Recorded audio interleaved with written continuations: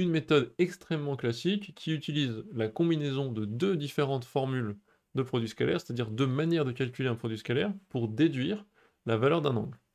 Donc, petite révision, pour une nouvelle définition de produit scalaire, on vous dit, dans un repère orthonormé, donc un repère comme ce qu'il y a de plus normal, hein, un repère avec un axe des x, un axe des y, etc.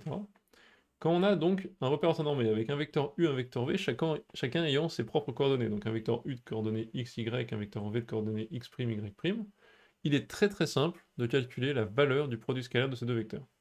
On écrit u scalaire v égale coordonnées de u scalaire coordonnées de v, donc là ça revient à dire u scalaire v, hein, c'est juste qu'on les écrit sous forme de coordonnées, ben, c'est égal à le produit de ces deux-là, le produit de leurs abscisses, plus le produit de leurs ordonnées, donc xx' plus y'. C'est ça qui va nous servir à calculer l'angle entre deux vecteurs. Enfin, un angle entre trois points, si vous voulez.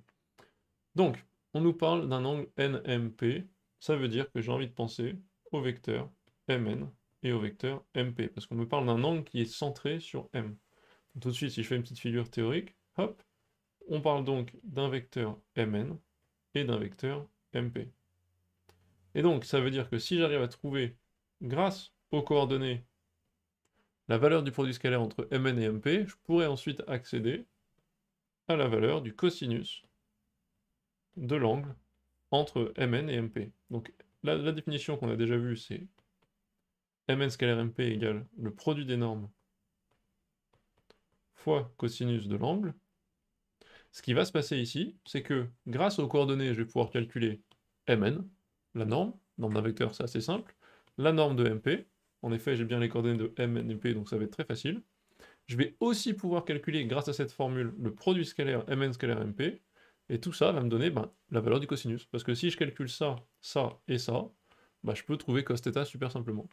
Et ensuite, pour l'approximation à 0,01 en degrés, je vous laisserai la faire à la calculette. Il suffit de rentrer la valeur du cos dans la calculette, et on vous donne la valeur de l'angle. Donc, si on fait le calcul ici, ça c'est en gros l'intuition de ce que je vais faire. On peut écrire OR, et on va écrire en gros la valeur, enfin les coordonnées, pardon, de chacun des vecteurs. Comment on fait pour trouver les coordonnées d'un vecteur à partir des coordonnées des points? On fait les coordonnées pour le vecteur Mn de n moins celles de M pour les x et pour les y. Donc pour Mn, on a moins 3, moins 1, ça fait moins 4 sur les x, et pour les y, on fait 2, moins 5, donc moins 3. C'est très bien.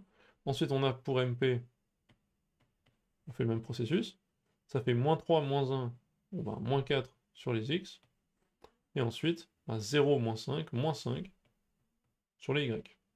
Bon, pour calculer le produit scalaire, on fait juste la formule précédente, Mn scalaire Mp égale le produit des x plus le produit des y, ça fait donc moins 4 fois moins 4, ça nous fera 16, plus moins 3 fois moins 5, ce qui nous fait 15, 16 plus 15, 31. On a ensuite la norme de Mn, qu'on peut calculer tout bêtement grâce à la formule qu'on connaît de la norme d'un vecteur. On dit que la norme de Mn, c'est la racine de moins 4 au carré, sa valeur du x, plus sa valeur du y, moins 3 au carré. Ça, on reconnaît, hein, ça fait 16 plus 9, 25, le tout fait 5. Et on peut faire la même chose avec Mp. Mp, ça sera racine de moins 4 au carré plus moins 5 au carré. Ça fait donc racine de 16 plus 25. Pas très joli, ça fait racine de 41. Donc moi, qu'est-ce que j'ai? J'ai l'ensemble de toutes les choses, de tous les éléments qui me sont nécessaires. Je vais dupliquer cette formule-là. Je vais pouvoir dire, c'est parfait, je remplace. Mn.mp, c'est 31, égale 5 fois racine de 41 fois cos θ. θ étant l'angle NMP.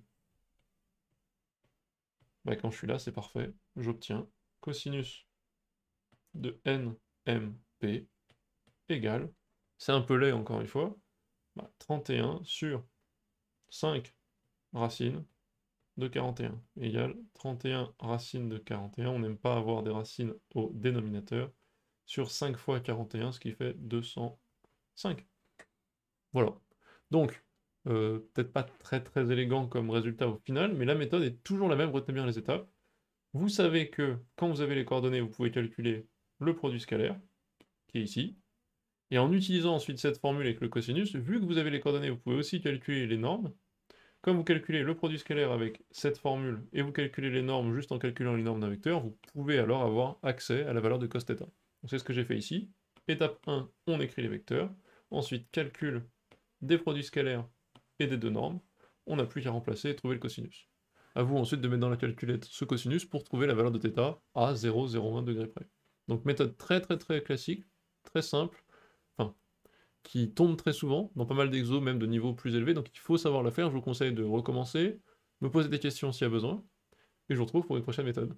Bye bye.